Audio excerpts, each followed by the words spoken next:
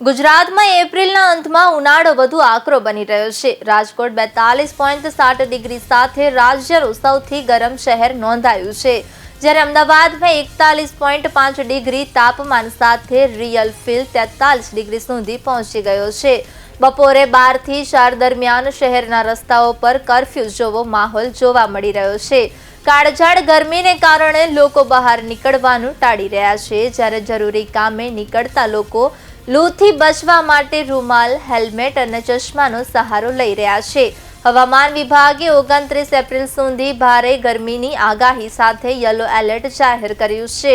પશ્ચિમી સૂકા પવનોને કારણે વાતાવરણ વધુ શુષ્ક બનતા આગામી 24 કલાકમાં તાપમાનમાં 2 થી 3 ડિગ્રીનો વધારો થવાની શક્યતા પણ વ્યક્ત કરવામાં આવી છે।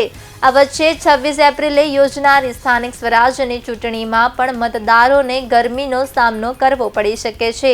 હવામાન વિભાગ મુજબ તે દિવસે તાપમાન 40 થી 43 ડિગ્રી વચ્ચે રહેવાની સંભાવના છે।